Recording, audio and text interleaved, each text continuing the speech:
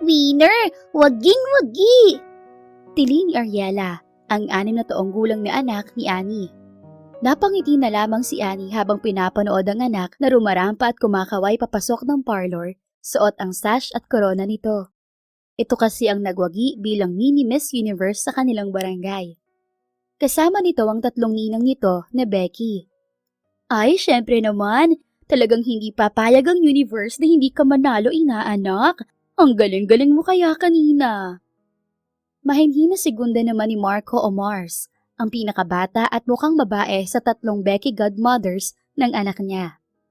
Aba, kanino pa ba magmamana yan? Kundi sa akin lang din naman. Ako kaya ang nag-train dyan kung paano maging isang tunay na beauty queen. Sabi naman ni Freda na isa sa ninang ni Ariela. Isang lumilipad agad na suklay ang muntik ng tumama sa mukha ng maskuladong parlorista na si Freda, kundi lang ito nakailag.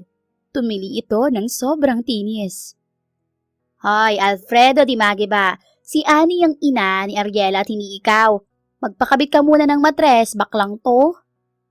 Singhal ni Betty na Albert ang tunay na pangalan. Ito ang tinatawag nilang moms ng parlor at kilalang mahusay na beautician sa kanilang barangay. Habang nagpapatutsadahan pa ang 3, ay hinarap na ni Annie ang kanyang anak. Anak, halika na. Pasok na muna tayo sa kwarto para makapagbihis ka na. Untag niya sa anak na naaaliw na naman sa 3 ninang nito. Araw-araw naman ay palaging ganon sa parlor ni Betty. Maingay at masaya. Malaki ang utang na loob ni Annie sa mga ito dahil ang mga ito ang tumulong sa kanya noong nagbubuntis pa lamang siya at napadpad sa barangay Maligaya sa probinsya ng Quezon. Taga Quezon talaga si Annie, pero dahil nga wala ng pamilya, kaya hindi niya alam kung saan pupunta. Basta doon lamang niya naisipang magbiyahe para lumayo sa kanyang nobyo na nasa Maynila. Tandang-tanda pa niya ang araw na iyon na para bang kahapon lamang nangyari. Dala ng pagod at sa dami ng iniisip noong mga panahon na iyon, ay nawalan si Annie ng malay sa mismong tapat ng parlor ni Betty. Sinaklolohan siya agad ng 3 at matapos malaman ng mga ito ang kwento niya, ang 3 Becky na ang tumulong at sumuporta sa kanya hanggang sa siya ay manganak. Mula sa kilala at mayamang pamilya ang dating karelasyon ni Annie na si Warren Floyd Monzalon. Isa itong tagapagmana ng kumpanya at ganap na CEO ng Monzalon Empire. Maraming negosyo sina Warren, kasama na ang hotel at restaurant at construction supplies. Halos 2 taon pa lamang sila noong magkarelasyon nang nabuntis siya nito. 20 pa lamang siya noon at 22 naman si Warren. Ngunit noong sinabi na ni Annie na siya ay nagdadalang tao, inutusan siya ni Warren na ipalaglag ang bata. Abort that child. Iyon ang eksaktong 3 salita na sinabi nito na hanggang ngayon ay hindi pa rin makalimutan ni Annie. Tila naririnig pa rin niya hanggang ngayon ang walang kaemo-emosyon at walang patumpik-tumpik na boses ni Warren ang sabihin niyon. Sa kabila ng yaman ng lalaki, naroon ang labis na pagtanggi nito sa pag-ako sa responsibilidad sa anak nila na labis na ikinasama ng loob ni Annie dito. Kaya kahit mahal niya ang binata, ay mas pinili niyang iwanan ito at buhayin mag-isa ang bata hanggang sa napunta nga siya sa puder ng 3 magkakaibigang parlorista. Natatawa na nga lang siya ngayon kung iisipin dahil sa dami ng taong pwedeng mapuntahan at makatulong sa kanya sa mga uri pa ng taong pinakaayaw ni Warren. Kilala niya kasing homophobic si Warren o hindi gusto ang mga bading. Madalas nga nilang pag-awayan noon ang pangit nitong ugali. Nakita na niyang minsan na nambugbog ito ng bakla dahil lamang natitigan nito. Naisip ni Annie na karma na rin marahil iyon ng lalaki na nasa poder silang mag-ina ni Betty ngayon. Akalain ba niyang sa mga bading na kinaayawan ni Warren siya mapapadpad? Iba rin talaga kung maglaro ang tadhana. At blessing sa buhay nilang mag-ina ang 3 magkakaibigan. Matapos bihisan ng anak, agad din nitong nakatulog dahil siguro sa pagod sa contest na sinalihan nito at dahil malalim na rin ang gabi. Si Ariela, ate. Tanong ni Mars kay Annie paglabas niya ng kwarto. Ayun, tulog na.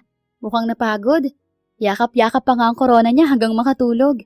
Inalis ko na nga at baka masugatan. Natawa na lamang silang dalawa at sabay na nagtungo sa maliit na salas ng parlor. Isa lang ang parlor at bahay na tinutuluyan nilang lahat. Sa bungad lang ang pwesto ng parlor at sa gawing loob na ang tinutulugan nila.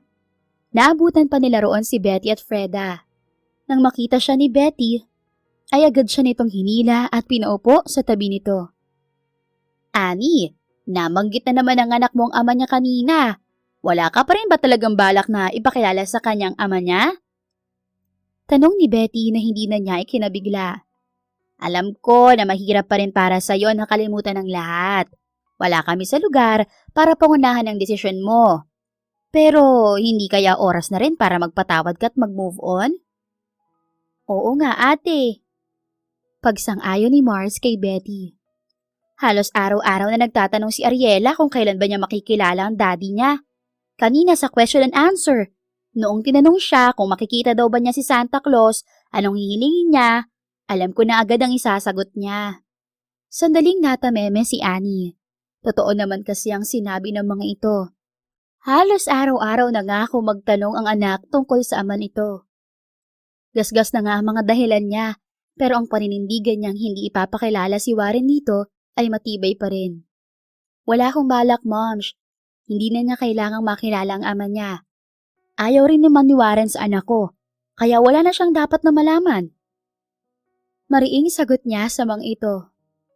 Pero, malay mo naman nagbago na yung tao. Malay mo ay pinagsisihan na niya ang kamalian niya. At tulad nga ng sabi ni Moms, ay ilang taon na rin naman na lumipas. Sabi naman ni Freda na nagbubura pa ng make-up. Sandaling natahimik si Annie. Nakayuko lang siya at nag-iisip-isip nang hawakan siya ni Betty sa braso. Sana ay mahanap mo na sa puso mo ang pagpapatawad, Annie. Pagbali-baligtarin mo man ang lahat. Ama pa rin ni Ariela si Warren at hinahanap na siya ng anak mo. Kaya sana naman... Hindi na natapos ni Betty ang sasabihin nang bigla itong nasubsob sa kinauupuan. Dali-dali namang sumaklolo si Mars. Naku, tinulugan na naman tayo ni Moms. Bukas ito magigising, Ate Annie. Bukas na lang natin itanong ang karagtong ng sasabihin niya. Ani Mars na pilit binubuhat ang humihilik na si Betty. Ganito talaga si Betty kapag antok na. Bigla na lamang natutulog habang nakikipagkwentuhan sa kanila. Tulungan mo nga ako dito, Ma'am Freda, nang magkasilbi naman yung muscles mo. I know, bawal ako magbuhat. Pag-iinarte ni Freda. At bakit? Reklamo ni Mars. I'm pregnant. Tumayo na rin si Annie at nagpaalam sa tatlo. Hinayaan na niya ang dalawa kay Betty. Laman pa rin ang isipan niya ang naging diskusyon nila ng tatlong parlorista. Mapait siyang napangiti habang pinagmamasdan at hinahaplos ang mukha ng kanyang anak na mahimbing na natutulog. Mapatawad mo sana ako kung hindi pa kita kayang ipakilala sa ama mo, anak. Natatakot lang kasi ako na baka masaktan ka lang sa huli. Madamdamin niyang bulong bago humalik sa noo ng anak. Mas naging abala pa ang mga sumunod na araw para sa kanila, lalo na kay Annie.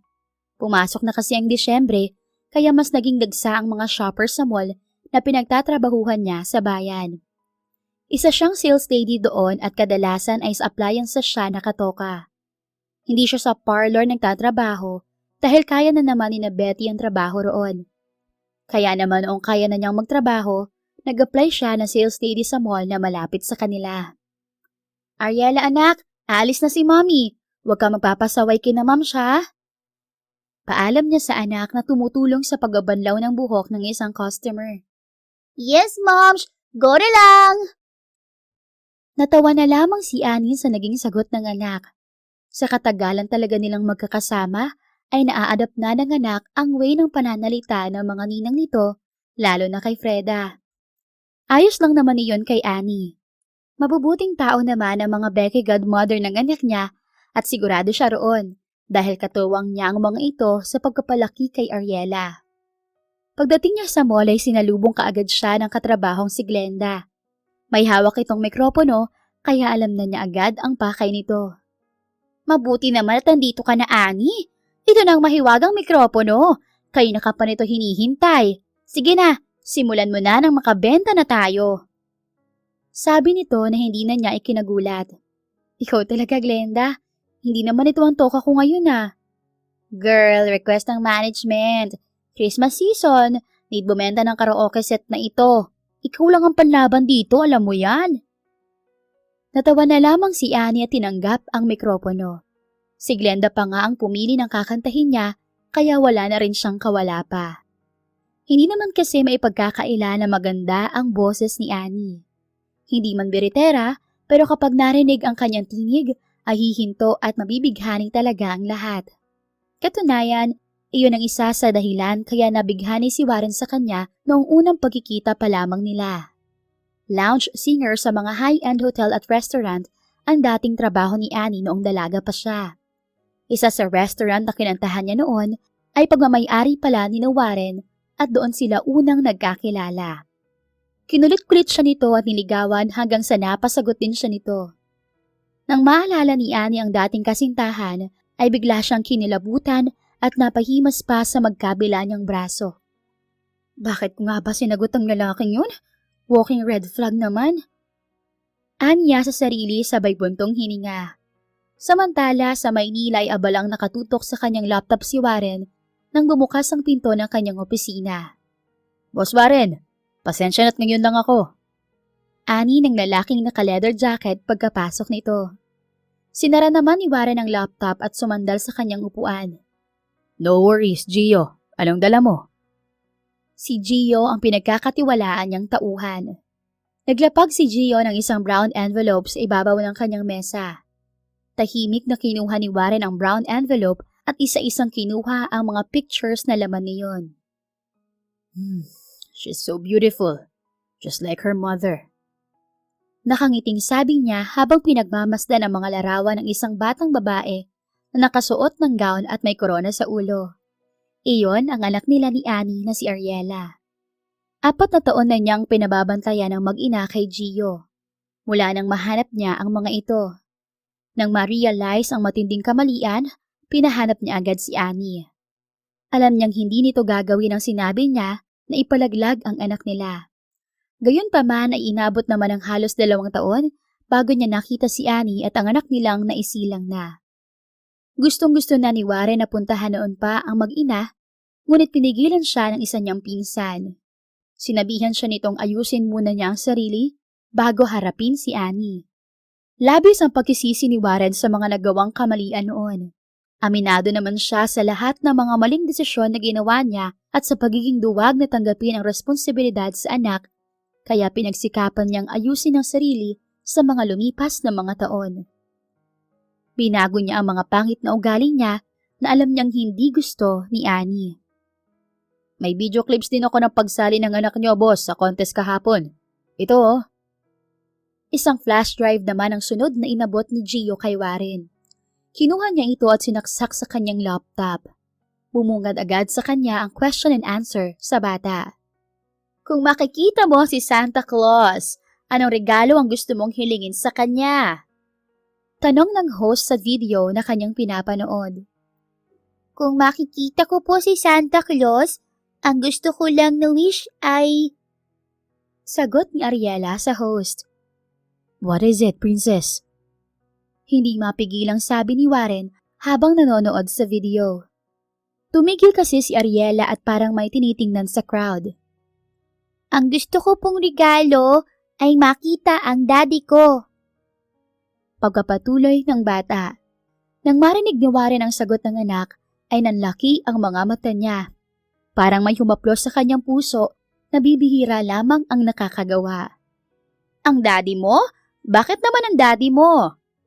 Tanong muli ng host. Kasi ang tagal na pong wala ng daddy ko. Sabi po ni Mommy, nag-work daw sa malayong place si daddy. Kaya ang gusto ko pong regalo ay makita si daddy ko po sa Pasko. Sinara ni Warren ang laptop at huminga ng malalim bago humarap sa lalaki. Thank you, Gio. Sincero niyang pasasalamat dito. Walang anuman, boss. Ginagawa ko lang ang trabaho ko. How about the property that I asked you? Ayos na rin, boss. Nasa envelope ang susi ng bahay. Tumango na lamang si Warren at pinaalis na ang pinagkakatiwalaang tauhan. Nang makalabas na ito, ay kinuha niya muli ang stolen picture ng anak na malaki ang ngiti. I'm sorry, Princess. Your dad was such a dumbass coward. Sabi niya habang nakatitig sa picture ng anak. But Daddy will meet you the soonest, Princess. I will make your wish come true. Just wait for me, sweetheart. Ilang araw pa ang lumipas ay nakapagpasya na si Warren na puntahan at magpakita na sa kanyang mag-ina. Tatapusin na niya ang 4 na taong pagsusubaybay sa mga ito at siya na mismo ang kikilos. Kasalukuyan siyang nag-iimpake ng gamit sa kanyang kondo nang biglang dumating ang kanyang pinsan na si Trevor. Finally, after 4 years, pupuntahan mo na rin sila. It took you so long to have some balls. Ngingising-ngising sabi nito habang nakasandal sa hamba ng pintuan ng kanyang silid. Matalas agad ang tingin ang ibinato niya rito. Kundi lang niya ito pinsan, ay baka tumumba na ito sa kinatatayuan dahil sa sinabi nito sa kanya. Shut up, Trevor. Ikaw na muna ang iiwan ko sa company. Pairap niyang sabi. Si Trevor ang COO ng kanyang kumpanya. Bukod sa pinakamalapit na pinsan at maaasahan sa kumpanya, ito lang din ang nakakaalam ng mga nangyari sa buhay niya sa nakalipas na 6 na taon. Ito rin ang pinsan na nagpayo sa kanyang ayusin muna ang sarili niya bago magpakita kina Annie. Saksi kasi si Trevor sa naging simula ng relasyon ni Warren at Annie hanggang sa kung paano iyon nasira at nagtapos. Maging ito ay sinisi rin si Warren dahil sa malaking pagkakamali noon. Pero saksi rin si Trevor sa mga pagsisisi at pagbabagong naganap kay Warren sa mga lumipas na mga taon. Kaya nga handa rin itong tulungan siya ngayon. Ayos lang. Basta, huwag kang magtatagal na missing in action. Kaya kong saluhin ang ibang trabaho. Pero kapag hinanap ka na ni na Tito, lalo na ni Tita, hindi ko na masasalo yun. You know your mom, Warren. I know, Trev. Hindi mo kailangang sabihin sa akin yan. Malamig na tugon ni Warren. Mabuti naman kung ganun. Anyway, kailan mo babalak umalis? Today. Hindi na nagulat si Trevor sa sagot niya. Tumangu-tangu na lang ito at huminga ng malalim. Well, good luck bro. Alam mong hindi magiging madali ang mga gagawin mo. We both know, Annie, matibay ang paninindigan ng isang yon. Sa kagaguhan mo ba naman noon, for sure, 1,000 sampal ang aabutin mo ron. Natatawang sabi ni Trevor. Can you just at least give me some words of encouragement? Kung wala naman ay tumahimik ka na lang, asshole. Paangil na sabi ni Warren sa pinsan. Nah, I know you can win them back, bro. Just show Annie na nagbago ka na malayo ka na sa dating Warren. Sige na, I'll go ahead. Ingat ka sa biyahe mo. Nang mismong araw din na iyon ay nagbiyahe si Warren patungo sa probinsya kung nasaan sina Annie. Sa mismong bayan pa ang pinabili niyang bahay kay Gio. Medyo malayo sa barangay kung nasaan ang mag-ina niya, pero at least ay hindi na milya-milya ang layo. Hey, how is it going? Nakita-kita na kayo? Tanong sa kanya ng pinsan. Kausap niya ito ngayon sa cellphone. Not yet. Tipid niyang sagot. What? Anong not yet? 2 days ka nang nandyan ah. Oo. 2 araw na nga mula nung nakarating siya, pero hindi pa rin siya nagpapakita. Pero sa 2 araw na iyon, araw-araw naman niyang pinupuntahan at palihim na pinagmamasdan mula sa malayo si Annie sa pinagtatrabahuhan nito tulad na lang ngayon. I'm still looking for the perfect time, okay? Paasik niyang sagot. Sige na, ibababa ko na to. Tawagan mo na lang ako kung may problema sa company. Hindi na niya binigyan pa ng pagkakataon ng pinsan na magsalita at tinapos na agad ang tawag. Lumakad siya palapit sa department kung saan nagtatrabaho si Annie na kumakanta ngayon. Hindi napigilan ni Warren na ngumiti habang pinapanood itong kumanta. Maraming tao ang nakikinig at tulad niya ay bighaning-bighani rin ang mga ito sa boses ng dating kasintahan. You still sing like an angel, sweetheart. You always melt my heart every time I hear your voice. Nakangiti niyang sabi. Kalaunan ay unti-unti itong nawala at napalitan ng malalim na buntong hininga ang ngiti niya. I'm sorry, sweetheart. Please forgive me for what I've done. I swear, gagawin kong lahat para mapatawad mo ko at matanggap ulit sa buhay niyo ng anak natin. Dumating ang hapon at nakasakay na sa kanyang sasakyan si Warren. Paulit-ulit na tumatapik ang hintuturo niya sa manibela ng sasakyan dahil sa kaba. Sa hapon na iyon niya kasi balak na magpakita na sa mag-ina. Katunayan ay nasa harap na nga siya ng maliit na parlor ni Betty. Okay, this is it. It's now or never, Warren. You can do this. Sabi niya sa sarili. Inayos muna niya ang sarili bago bumaba ng sasakyan. Papasok na siya ng parlor nang bigla namang lumabas si Freda. Natulala ito sandali sa kanya at masinsinan siyang pinagmasdan. Hello, I'm Warren Floyd Monzalon, Ariela's father. Pagkapakilala niya nang walang pagbabago sa tono. Nanlaki naman ang mga mata ni Freda at patili na tinawag sina Betty at Mars. Naunang lumabas si Betty. Ano ba yon, Alfredo? Abot hanggang kabilang barangay ang tili mo, bakla ka? Inis na ani ni Betty ngunit nang makita nito si Warren ay natigilan din ito. Ilang saglit lang din ay sunod na lumabas si Mars kasama si Ariela na puro pa curlers ang buhok. Lumambot ang walang ekspresyon na mukha ni Warren nang makita ang anak.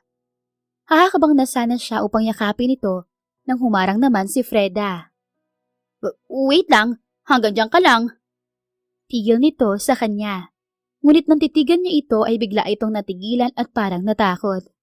Kung siya pa siguro ang dating Warren, baka kanina pa niya nasuntok si Freda, maging ang dalawa pa nitong kasama. Ngunit sa pagdaan ng mga taon, natutuhan na ni Warren na kontrolin ang sarili. Huminga na lang siya ng malalim at tiningnan ang tatlong binabae. Look, wala akong masamang intensyon.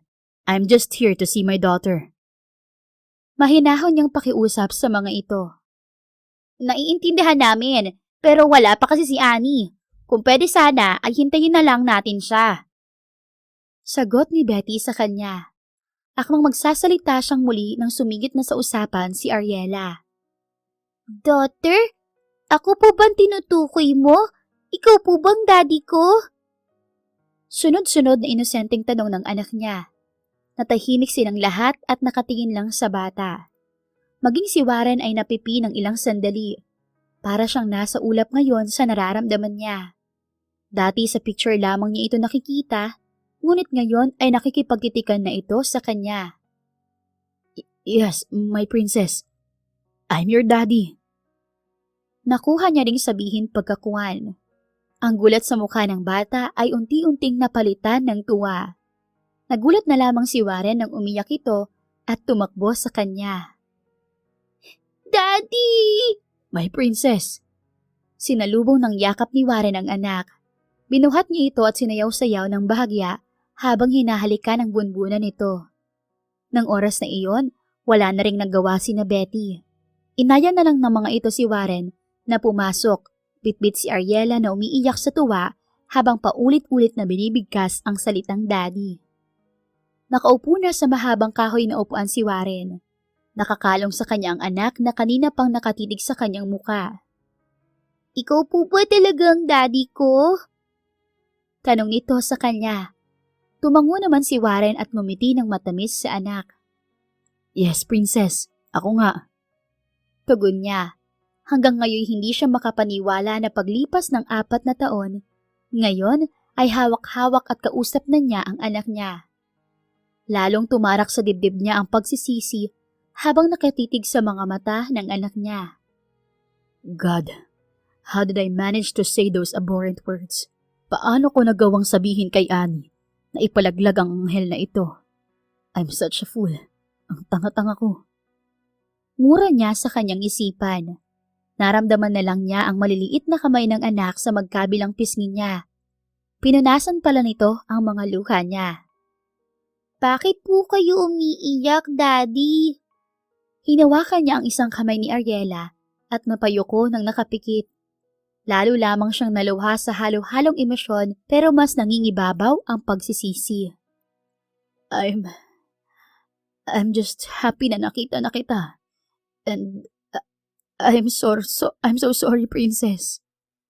Basag ang boses niyang sabi. Sorry po saan, Daddy? Dahil po ba now lang kayo nakauwi dahil busy kayo sa work sa malayong place?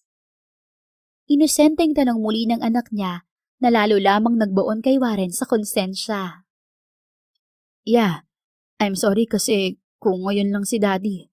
I'm so sorry for everything, my princess. Niyakap niya ang anak at paulit-ulit na hinalikan ang noo nito. Katumbas ng bawat halik na iyon ang salitang sorry dahil sa nagawa niyang kamalian dito, hindi pa man ito isinisilang noon. Masayang nakinig lamang si Warren sa mga kwento ng anak. Karamihan doon ay alam na niya dahil kahit naman nasa malayo siya, ay updated siya sa mga nangyayari sa mag-ina niya dahil kay Gio na nagbabantay ng palihim sa mga ito. Kinahapunan ay natapos na rin sa wakas ang araw ni Annie sa trabaho. Pauwi na siya bitbit ang isang box ng donuts na paborito ng anak. Malapit na siya sa parlor sakay ng isang tricycle nang mapansin niya ang isang magarang itim na sasakyan sa tapat nito. Biglang nanlambig si Annie sa di niya malamang dahilan. Binomba ng kaba ang kanyang dibdib at dali-daling tinakbo ang parlor pagbaba ng tricycle. At nang siya'y tuluyang nakapasok, halos gumulong na sa sahig ang kanyang mga matang nanlalaki nang makita si Warren. Nang magtagpo ang mga mata ng dating magkasintahan, alam ni Warren na magsisimula ng pagbawi nito sa babae at hinanda na nito ang sarili sa paghaharap nila. At puspusang panunuyo kay Annie hanggang sa makuha nito ang kapatawaran na nais nito. Mami! Mami, nandito na si Daddy! Umuwi na si Daddy! Masayang bungad sa kanya ng anak, ngunit ang tingin niya ay nakay Warren lamang na kalong-kalong ang kanilang anak. Hindi naman nakahuma agad si Annie dahil sa pagkabigla. Hindi siya makapaniwala na naroon na ngayon si Warren. Kalong-kalong ang anak niya at masayang nakikipagkwentuhan dito. Parang noong nakaraan lang ay usapan nila ito, pero ngayon ay nasa parlor na ang lalaki. Hindi na magtataka si Annie kung paano sila nahanap nito. Alam niyang sa isang pitik lang ni Warren ay mahahanap at mahahanap agad sila nito. Nagtataka at nababahala lamang siya sa biglang pagsulpot nito makalipas ang 6 na taon, na para bang hindi siya inutusan nitong ipalaglag ang anak nila noon. Paano siya napunta rito? Kailan siya dumating, Moms? Imbes ay baling at tanong ni Annie kay Betty habang pinanonood nila ang masayang pag-uusap ng mag-ama mula sa kusina. Hinila kasi siya kaagad ni Betty para ilayo muna sa mag-ama. Nabibigla pa rin si Annie kanina kaya kailangan niya ng sandaling oras para huminga. Kanina lang, Annie. Wala rin kaming kamalay-malay. Nagulat na lang din kami na bigla siyang dumating at nagpakilala na ama ni Ariela. Buti nga't hindi kami ginombag kanina nung hinarap namin siya. Mahinang bulong ni Freda na nasa tabi din nila. Naalala pa naman namin na sabi mo ay homophobic ang ex mo at nambubugbog ng sisterhood dati. Afraid talaga, Akes. Akala ko masisira ng festlock ko. Dugtong pa ni Freda. Pero tingnan mo naman si Ariela, ate. Sobrang saya niya. Hindi mo maitatanggi na sabik siya sa isang ama. Komento rin ni Mars. Tama naman si Mars. Habang pinagmamasdan ni Annie ang anak, ibang saya ang nakikita niya sa mga mata nito. Ibang-iba kapag sila lang ang kasama nito. Napaisip tuloy siya at napatanong sa mga kaibigan. Napakasama ko na bang ina na ipinagkait ko sa anak ko ang kasiyahang yan? Tanong niya ring hindi napigilan. Annie, hindi. Ano ka ba? Sagot agad ni Betty at hinaplos ang likod niya. May pinanggagalingan ang naging desisyon mo noon. Hindi madali yun sa'yo dahil sa nangyari. Pero hindi ibig sabihin nun ay masamang ina ka na. Pero pinagkaitan ko na pagkakataon si Ariela na makilala ang ama niya, Moms. At siguradong ipagkakait ko pa rin yun sa kanya hanggang ngayon. Kung di lang dumating at nagpakita bigla si Warren. Wala talaga siyang balak na ipakilala ang anak sa ama nito, pero iba na ang kwento ngayon at hindi na niya kontrolado pa ang lahat. Nadadala ka lang ng emosyon mo, Annie. Dapat ay mag-usap kayo ni Warren ng maayos. Ngayon na nakilala na siya ng anak niyo. Wala na tayong magagawa pa. Paraan na rin siguro ito ng tadhana para pagharap-harapin kayo. Kailangan mo na itong gawin ng tama sa pagkakataong ito. Hindi na nakapagsalita pa si Annie at naluha na lamang bigla. Maya-maya ay tinawag na siya ng kanyang anak. Dali-dali niyang inayos ang sarili bago lumapit sa mag-ama. Bakit nak? Tanong niya rito. Inawasan niyang matingnan si Warren na alam niyang nakatitig sa kanya. Mami, nagkatotoo yung wish ko. Nandito na si Daddy. Masayang sabi ni Ariela. At sabi ni Daddy ay always niya raw akong binabantayan kahit nasa malayo siya. Hindi na nagulat pa si Annie. Ano pa ba ang imposible para sa isang bilyonaryong Monzalon? Ganun ba, anak? Yes po, Mami. At sabi ni Daddy, bibilhan niya raw ako ng maraming magagandang dress and shoes. Diba, Daddy? Nasilip niyang bumaling si Warren sa anak nila at kumiti. Of course. Anything for you, my princess. Gustong umirap ni Annie sa pagtawag nito ng princess kay Ariela. Kung pwede niya lang ipaalala rito ang nakaraan, ay ginawa na niya. Pero hindi niya magagawa iyon, lalo na at kaharap nila ang anak nila. Mami, pwede po bang mag-sleep si Daddy dito? Doon siya sa room natin. Nag-work si Daddy ng matagal eh. Baka pagod po siya. Sa pagkakataong iyon ay hindi na napigilan ni Annie na tingnan si Warren. Napatingin din ito sa kanya. Anak, kasi masikip na kasi tayo rito. At saka may gagawin pang... ang daddy mo, di ba Warren? Tinitigan niya nang makahulugan si Warren. Halos taasan niya ito ng kilay. Hindi na nagbago ang reaksyon ni Warren at matamang nakipagsukatan lang ng tingin sa kanya. Pero hindi sumuko si Annie hanggang sa huli ay si Warren na rin ang kusang bumigay. Your mom's right, princess. May mga gagawin pa kasi si Daddy. Pagsang-ayon na lang nito. Nalungkot naman si Ariela. Pero, saan ka po matutulog, Daddy? Doon sa bayan. May house si Daddy doon. Really? Pwede kaming pumunta ron ni Mami?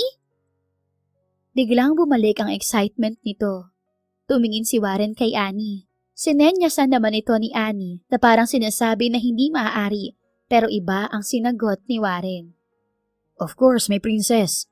Bahay mo rin yon. Bahay niyo ng mami mo. Gusto mo ba ron na magstay?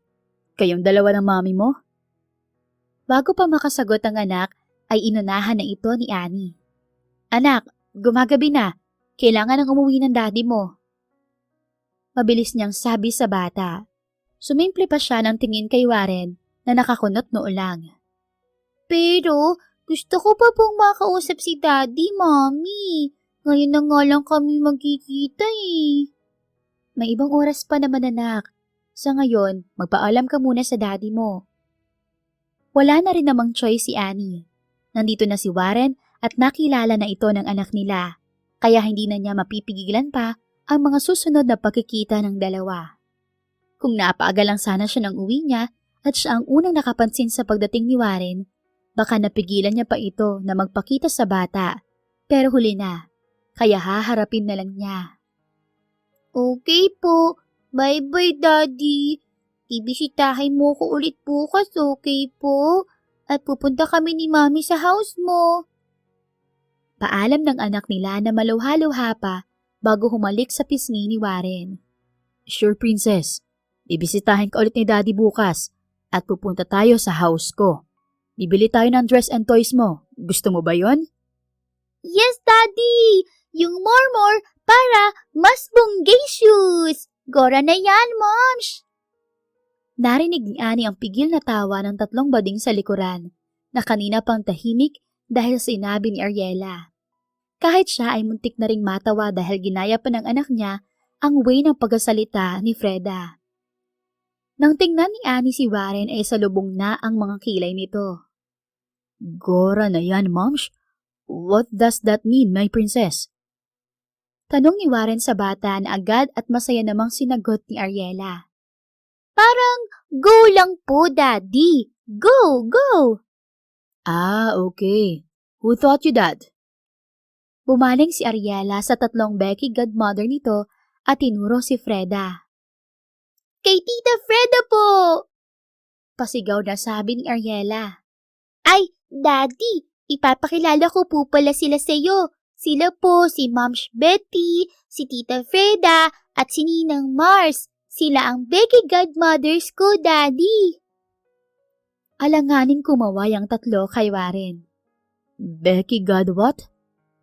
Maang na tanong ni Warren na mariing nakatitig sa tatlong binabae, kaya humarap na si Annie. Anak, halika na. Bukas na lang kayo ulit mag-usap ng daddy mo.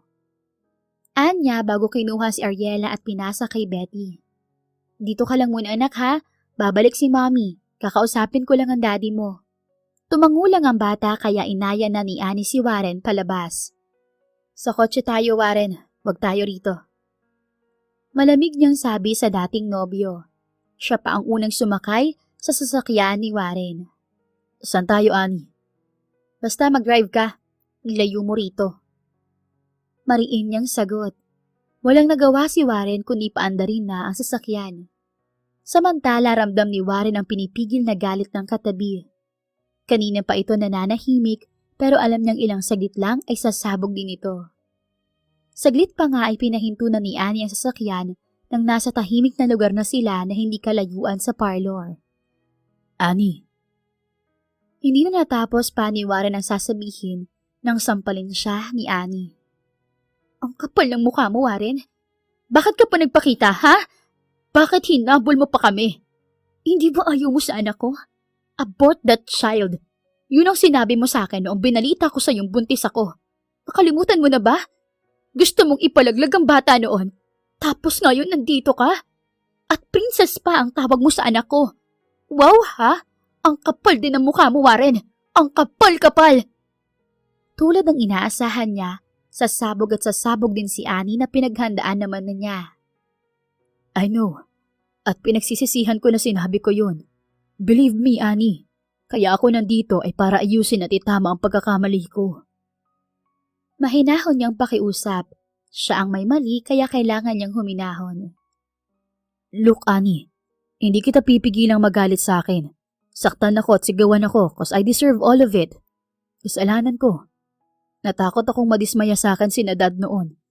Lalo pat kakapasa pa lang nila ng company sa akin noon. Gusto ni Ma'am na pagtuunan ko ng atensyon ng company dahil marami naghahanap ng kamalian ko that time para pabagsakin ako. My mind was so clouded that time at ang naiisip ko lang ay ang pangalan ko bilang bagong CEO ng kumpanya. Mahabang paliwanag niya na ngayon pa lamang narinig ni Annie. Hindi na kasi nagkaroon ng pagkakataong magpaliwanag noon dahil matapos ang gabing iyon ay umalis na si Annie at hindi na niya alam kung saan hahanapin. Natatakot ka? Kaya kaming pinabayaan mo? Ayaw mong masira ka sa iba? Kaya kami na lang ang sinira mo, ganun ba? Ang duwag-duwag mo naman pala! Ang duwag mo, Warren! Galit na sigaw ni Annie. Napayuko na lang si Warren nang sampalin na naman siya ni Annie at ilang beses na sinuntok sa dibdib. Tinanggap niya ang lahat ng iyon. Ininda niya ang sakit ngunit nang marinig na niya ang hagulgol ni Annie ay niyakap na niya ito. Nasasaktan siyang makitang umiiyak ito at nang dahil pa sa kanya. Hindi naman ito pumalag pero nakakatanggap pa rin siya ng may hinang suntok sa kanyang balikat at likuran. Alam mo wala na ako pamilya, Warren. Matapos mamatay ni Lola, ikaw na lang ang tinuring kong pamilya. Pero winasak mo rin ako. Pinabayaan mo ako nung mga panahon kailangan kita. Inayaan mo akong dalhin mag-isang responsibilidad sa anak natin. Pinapili mo ako ng isang pasya na alam mong hindi ko magagawa. Sumbat nito sa kanya. I know, Annie. I'm sorry. I was a coward. Natakot ako sa dagdag na responsibilidad. But please, hayaan mo kong bumawi. Pinagsisisihan ko na lahat. Maling-mali ako. I'm so sorry. Please forgive me. Maluha-luha na ring pakiusap ni Warren. Halos makaawa na siya at kung kailangan niyang lumuhod, gagawin niya. Sa pilitang kumawala si Annie sa kanyang yakap, at hinayaan na lamang niya ito. Tinitigan siya ng mga halos namumugtong mga mata nito. Kung ginawa ko noon ang gusto mo na ipalaglag ang anak natin noon, maibabalik pa ba na sorry mo ngayon ang buhay na yon? Hindi, Warren. Kaya tama lang talaga ang naging desisyon ko na mas piliin ang bata kaysa sa'yo. Dahil kung sinunod kita noon, wala sana akong Ariela ngayon. Pumatak na ang mga luha na kanina pang pinitigilan ni Warren. Walang emosyon ang boses ni Annie nang sabihin iyon. Ngunit sapat na ang bawat salita nito para ipamukha sa kanya lahat ng mga kamaliang nagawa niya. Sampal sa kanya ang lahat ng sinabi ni Annie. Huwag mong hingin na patawarin kita ng ganun-ganun na lang. Dahil 6 na taon ang hinanakit, sakit at hirap ang pinagdaanan ko mag-isa habang pinapalaki si Ariela na sana'y 2 tayong magkatuwang. Sabi pa ni Annie. Tumingin ang humihikbi pa rin si Warren dito na nakatawnaw na lang sa labas ng sasakyan. Hindi na ito humahagulgol tulad kanina, ngunit may mga pumapatak pa ring luha sa mga mata nito. Kinaya ko at nabuhay ko ang anak ko nang wala ka, Warren. Hindi ka na nga sana nagpakita pa. Pero hinahanap ka rin ang anak ko. Wala akong balak na ipakilala siya sa iyo para lang malaman mo. Pero nangyari na ang nangyari. Nakilala ka na niya. I promise, itatama ko lahat ng pagkakamali ko, Annie. Just let me be a father to Ariela. Narinig ni Warren ang mahina at walang emosyong tawa ni Annie bago ito humarap sa kanya. Sa palagay mo, kung sakaling sabihin ko kay Ariela na gusto mo siyang ipalaglag noon, gugustuhin pa kaya niyang maging ama ka? Nanlaki ang mga mata ni Warren at natameme. Para siyang sinuntok sa sikmura at hindi nakapagsalita. Nakatitig lamang siya kay Annie na napailing pa bago nagbitiw ng malalim na paghinga. Pero wag kang mag-alala dahil hindi naman ako ganun. Hindi ko gagawin na taniman ang masasamang kaisipan ng anak ko para kamuhian ka. Hahayaan na kita na maging ama sa kanya. Hindi ko na ipagkakait sa anak ko na makilala ka, pero sa isang kondisyon. Napalunok si Warren at nabuhayan kahit papaano. Kahit ano pang kondisyon ay handa niyang tanggapin. What condition? Anything, Annie. Gagawin ko ang gusto mo. Tell me. Akin si Ariela. Mariing sabi ni Annie. Hahayaan kitang bisitahin siya at makita siya, pero hindi mo siya kukunin sa akin. Ipapaalam mo sa akin lahat ng gagawin niyo at ako ang masusunod sa pagdedesisyon para sa anak ko, maliwanag. Muli na namang natameme si Warren. May plano na kasi siyang kunin ang anak pati si Annie para mabuo ang pamilya nila. Ano na, Warren? Ayaw mo ba? Untag ni Annie sa kanya kaya dali-dali siyang umiling. No, I mean, it's okay. I'm fine with it. Hindi ko rin naman siya balak na kunin sa'yo para solohin. Pero pwede bang sa bahay ko na kayo tumira? Si Annie naman ang natameme. I have a house here. Bumili ako ng property sa bayan para mas malapit sa inyo. Doon na sana kayo ni Ariela magstay para mas makabanding ko siya at para naman mag-iba yung environment niya at itiko mo ang bibig mo, Warren. Sinupalpal ni Annie ang mukha niya kaya hindi na niya naituloy ang sasabihin. Kung pinagbabalakan o kahit na pinag-iisipan mo man lang na pagsalitaan nang di ka nais-nais si na Moms Betty, mas mabuting itiko mo na lang ang bibig mo. Ayoko makarinig ng kahit na anong homophobic remarks mula sa'yo, Warren. Wag na wag mo silang iinsultuhin. Nititingnan na para mga mababang uri at may nakakahawang sakit. Dahil ako ang kauna-unahang makakalaban mo. Walang mali sa environment kung nasan kami ni Ariela. Tandaan mo, ang mga taong yon ang nakatuwang ko sa pagkapalaki kay Ariela na sana'y obligasyon mo, kundi ka lang gago. Muling napalunok ng mariin si Warren habang tinitingnan siya ng matalim ni Annie.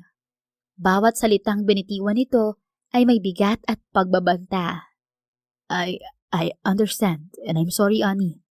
Wala naman akong masamang ibig sabihin. Maniwala ka man o hindi, nagbago na ako. Hindi na ako yung dating Warren. Sinsero niyang sabi habang nakatitig sa mga mata ni Annie para maipakita ang seryoso siya. Tinitigan din siya ni Annie ng mataintim bago huminga ng malalim at umirap sa kanya. Good for you. Pero wag mo nang patunayan ang sarili mo sa akin. Maging mabuting ama ka na lang kay Ariela. Dahil siya lang naman ang dahilan kaya nakakausap pa kita ngayon. Pag-usapan na lang natin ang setup kay Ariela at tulad ng sinabi ko. Ako ang masusunod sa desisyon. Kapag sinabi kong hindi, hindi. Maliwanag? Gusto mang tutulan iyon ni Warren at sabihing nais niya ring kunin muli ang puso ni Annie, ay pinili na lamang niyang manahimik muna. Ngunit pangako niya na hindi lang ang anak ang liligawan niya kundi maging si Annie. Okay. Thank you, Annie. Thank you so much. Pagkatapos mag-usap ay hinatid na niya sa parlor si Annie. Lumipas ang mga araw at linggong saksi si Annie sa ligaya ni Ariela dahil sa wakas, natupad na ang matagal nitong hinihiling na makita, makilala at makasama ang ama nito. Mula nang magkausap sila ni Warren, pinahintulutan na niya itong bisitahin ang anak nila sa parlor o kung minsan ay ipasyal ito at natural ay sumasama siya. Yun nga lang, kapag lumalabas sila ay kung ano-ano ang binibilin to sa anak nila. Napagsabihan na niya si Warren na huwag masyadong i-spoil ang anak nila sa mga material na bagay dahil baka masanay, pero matigas ang ulo ni Warren. It's okay, Annie. Maraming taon akong nawala. Marami akong pagkukulang sa anak natin. Mga maliliit na bagay lang ito kumpara sa nagawa kong mali noon. Katwiran ni Warren sa kanya. Alam ko, pero marami namang paraan para bumawi. Ang dami na kayang damit, sapatos at mga laruan ni Annie. Wala na kaming mapaglagyan yan doon sa parlor. At ang mamahal pa ng mga yan. Sabi niya habang nakatingin sa mga paper bags na mga binili para sa anak nila. Pwedeng doon na ang iba sa bahay ko. Malaki ang space ng closet niya sa room niya. Napairap na lang si Annie. Alam na niya kung saan na naman pupunta ang usapan nila. Nice try, Warren.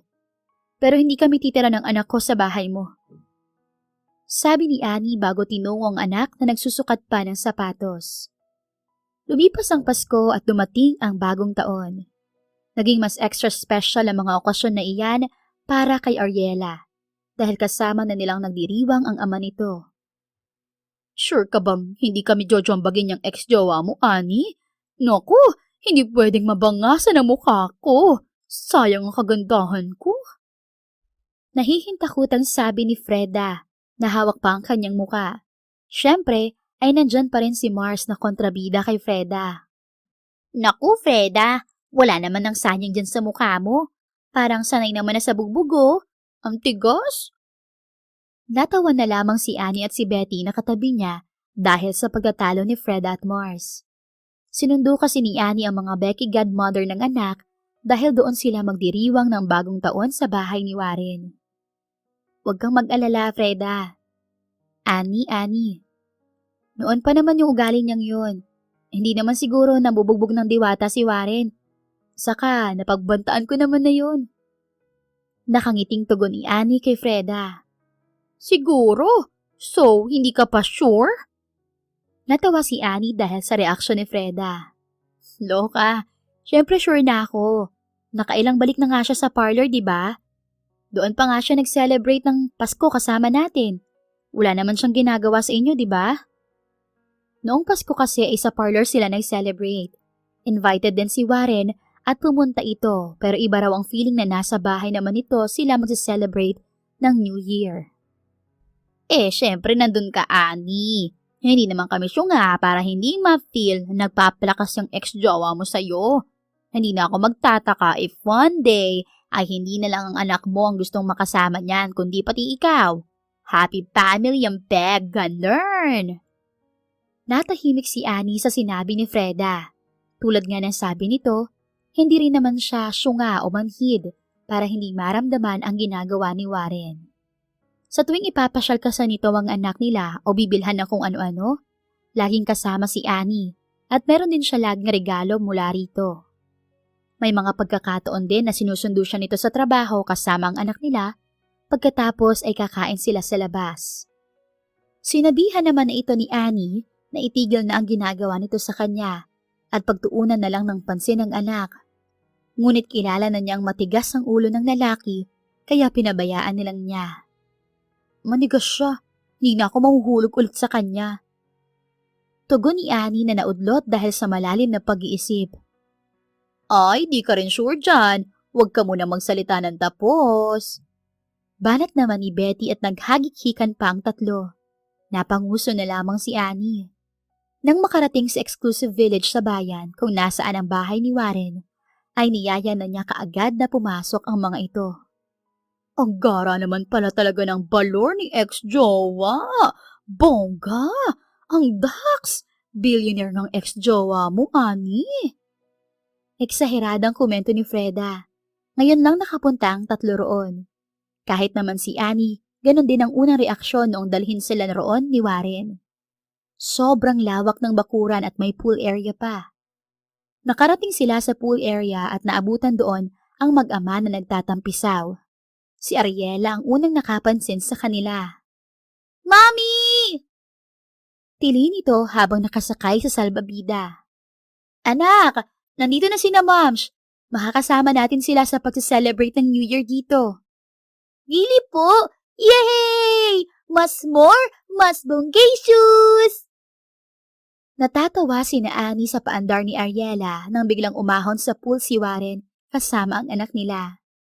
Natigilan sila habang pinagmamasdan ang tila slow motion na paglalakad ng topless na si Warren. Moms, nasa heaven na ba ako? Hindi lang pala ang balor, ang ducks, pati pala ang...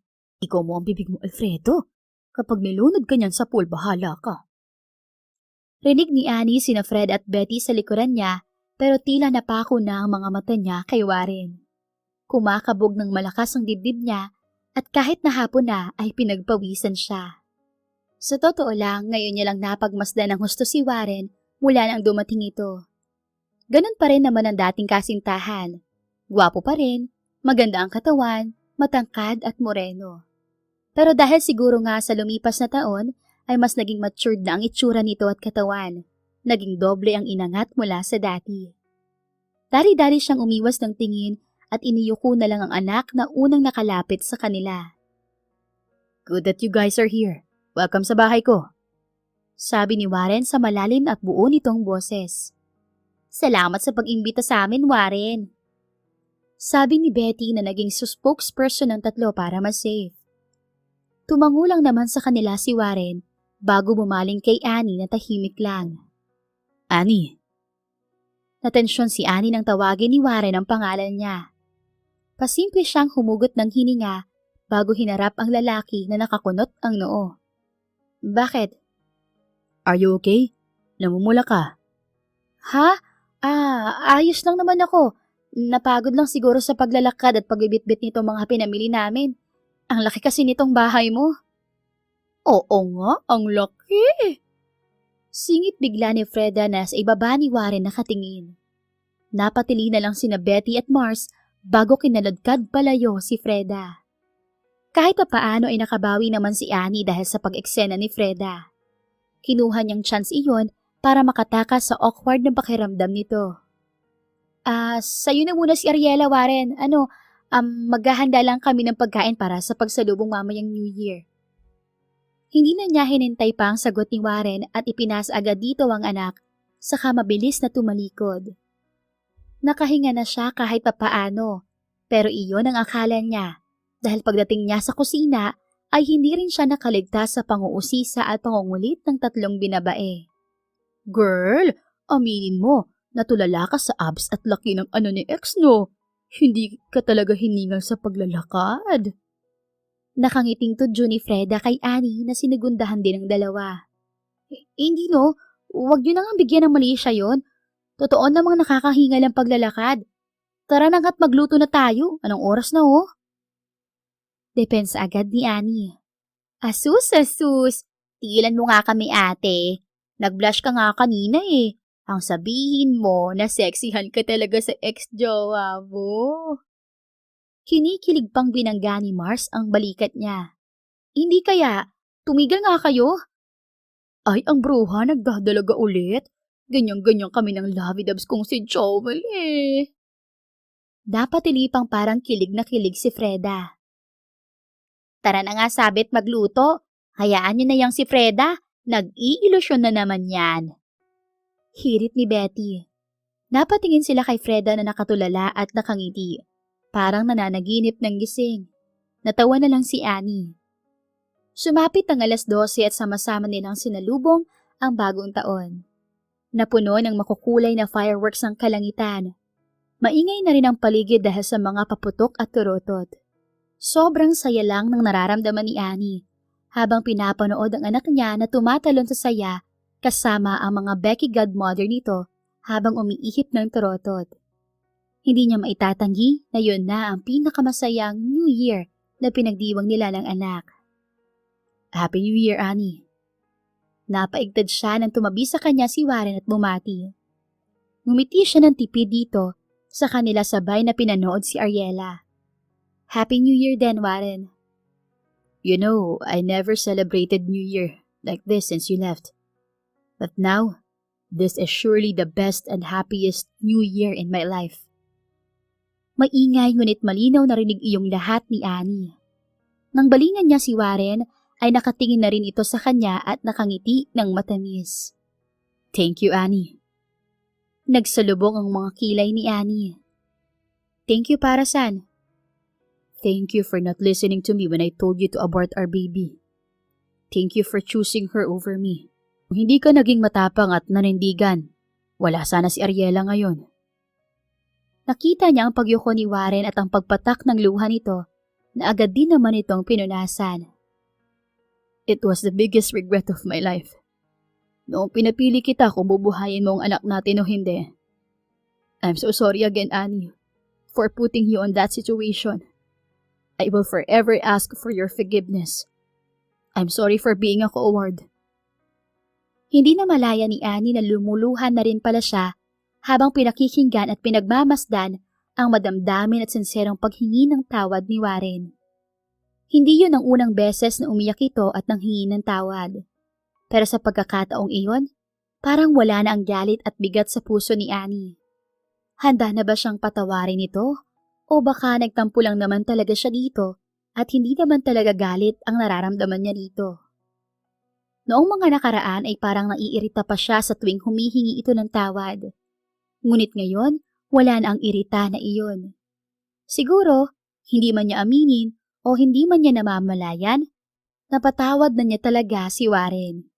Hindi niya alam kung kailan, pero ang sigurado siya na gusto na lang niyang magpatuloy at iwan na ang masakit na alaala ng nakaraan.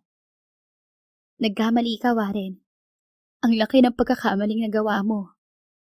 Anya, tumingin si Warren sa kanya at tumango ng mabagal. I know, Annie. I will forever be sorry for what I've done to you. Hindi na natin maibabalik pa ang nakaraan.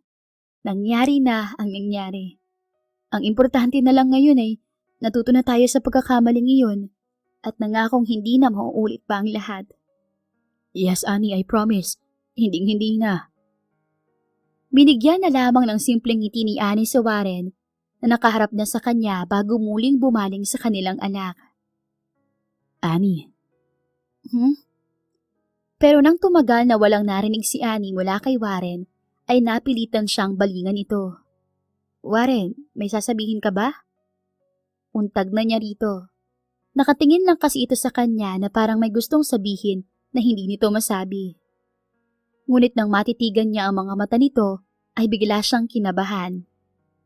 Annie, may pag-asa pa ba na magkabalikan tayo? May pag-asa pa ba na ayusin natin ang lahat para mabuo ang pamilya natin? Nanlaki ang mga mata niya sa tanong nito. Parang yung ingay ng paligid ay nawala at ang mas nanaigay ang malakas na tibok ng kanyang puso.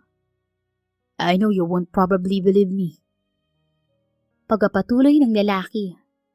But from the past 6 years na nawala ka sa akin, hindi na ako sumubok ulit na makipagrelasyon sa iba.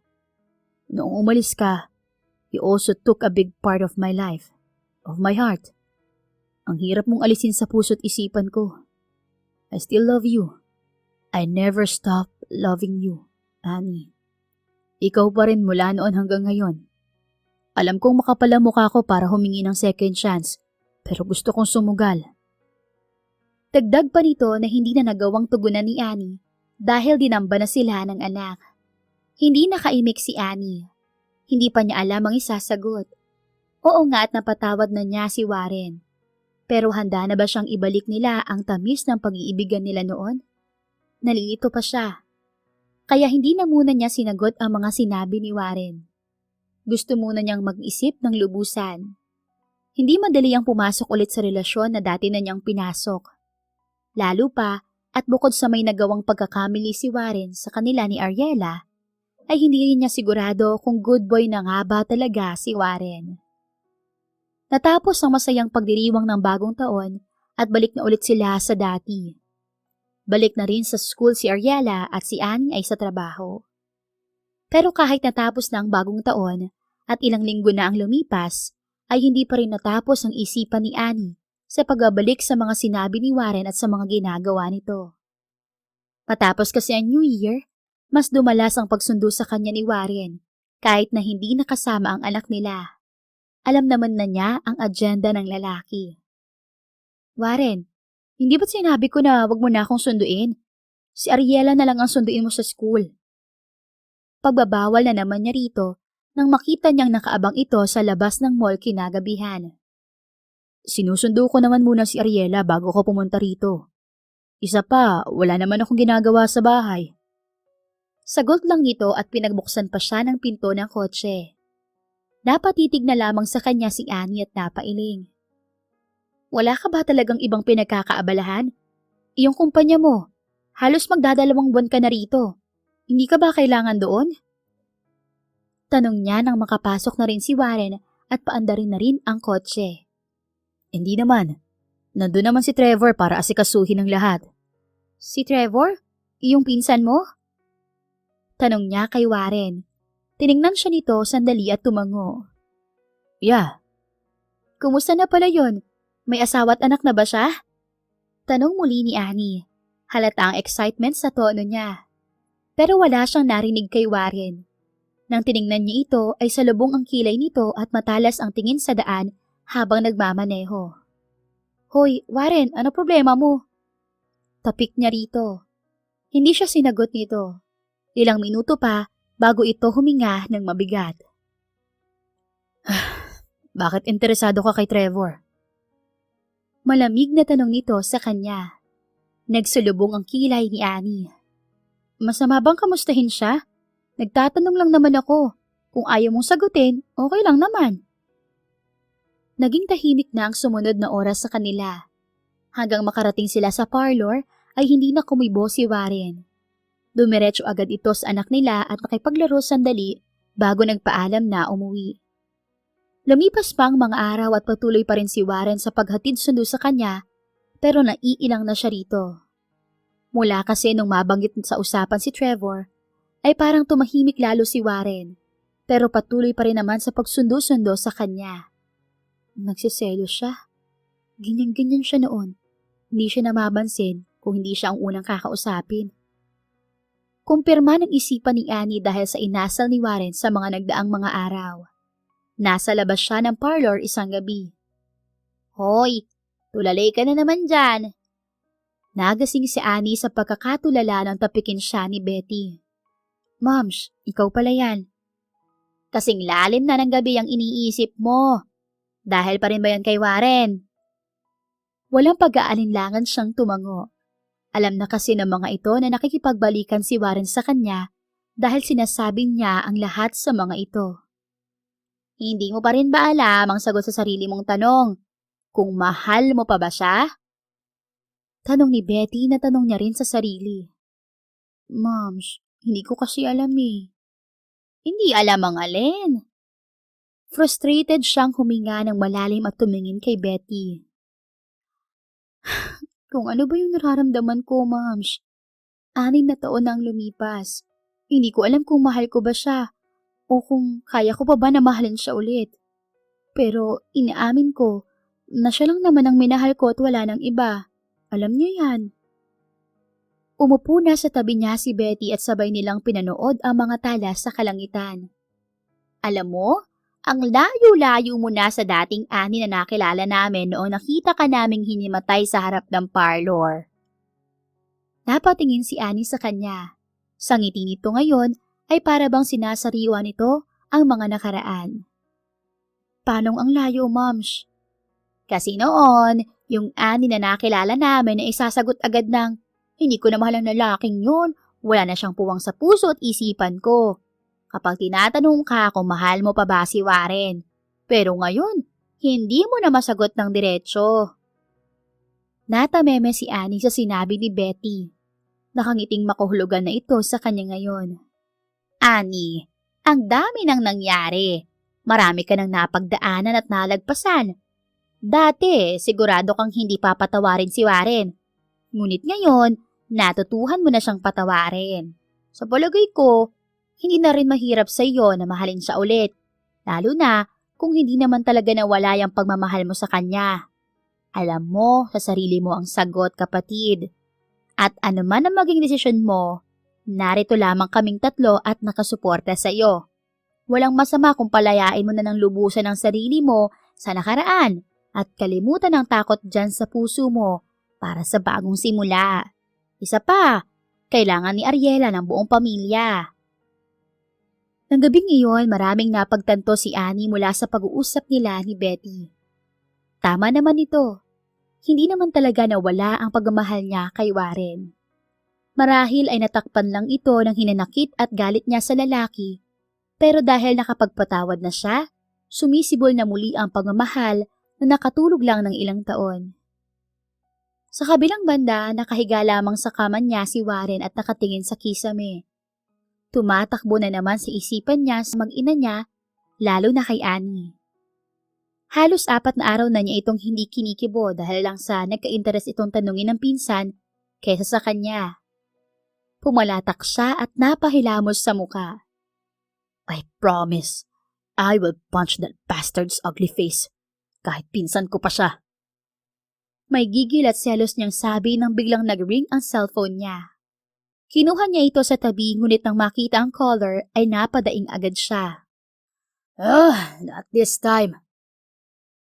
Humihilot sa sentido niyang Annie bago sinagot ang tawag. Hello, Mom. Get home here, Warren Floyd! Now! Agarang angil sa kanya ng kanyang ina mula sa kabilang linya. Mom, I told you already, babalik din ako. May inaasikaso lang ako. Oh yeah. Mas importante pa ba yan kaysa sa company? The board was looking for you. Umuwi ka na rito ngayon din. Napasabunot na lamang si Warren sa kanyang buhok. Halos araw-araw kasi ay ginugulo siya ng ina para pauwiin sa Manila. Natimbrehan na naman siya ng pinsan na umuwi na ang mga magulang niya mula sa States dahil nga sa ilang board meeting na ang wala siya. Nagsumbong na marahil ang board sa kanyang mga magulang. Umuwi ka rito ngayon din, Warren. Huwag mong susubukang suwayin ang utos ko dahil alam mo kung anong kaya kong gawin. Hindi na nakasagot si Warren nang patayan siya ng ina ng telepono. Lalo lamang sumakit ang ulo niya.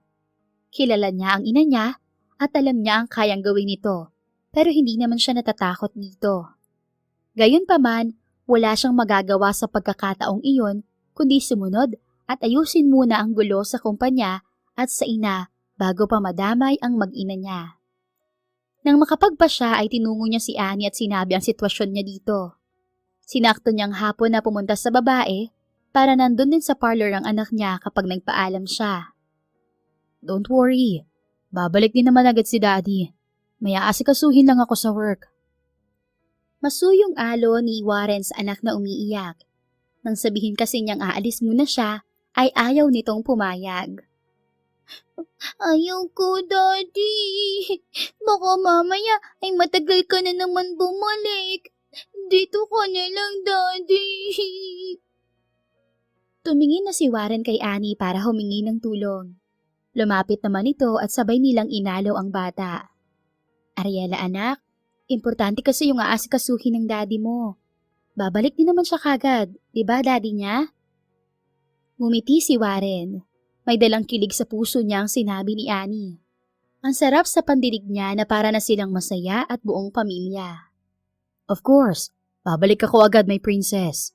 Bibilisan lang ni Daddy ang aasikasuhin sa work, tapos babalikan kita agad. Pwede ko rin kayong isama ni Mommy sa isa ko pang house sa Manila. Mas malaki yun kaysa sa house ko rito. Pati sa company ni Daddy ipapasyal kita. Gusto mo ba yon, princess? But because you have school, Daddy can't bring you in Manila. But I promise na sa summer vacation mo, isasama ka ni Daddy. Dadalhin kita sa mga pasyalan doon. Malapit din ang Manila sa Enchanted Kingdom. Gusto mo bang pumunta roon, princess? Tumango ang bata at nagpahid ng luha. Kalaunan ay nakuha rin nila ang loob ni Ariela. Naglista pa nga ito ng mga gustong ipabili kay Warren pagbalik nito. Isang mahigpit na yakap ang ibinigay nito sa kanya bago siya nagpaalam ng tuluyan. Hanggang kailan ka ron? Tanong ni Annie sa kanya nang ihatid siya ng babae sa labas ng parlor. Actually, hindi ko alam. Pero pinapangako ko na babalik agad ako. I promise, Annie. Hindi kumibo si Annie, kaya nilapitan niya ito at hinawakan sa magkabilang braso. May panunuyo at pag-iingat niyang hinaplos ito. Hey, don't be like that. Babalik ako. Babalikan ko kayo ni Ariela. Hindi na ako magpapadala sa mga gusto ni Mami. Ngayon pa lang ako bumabawi sa inyo. Hindi na ako papayag na mawala kayo ulit sa akin. Anya.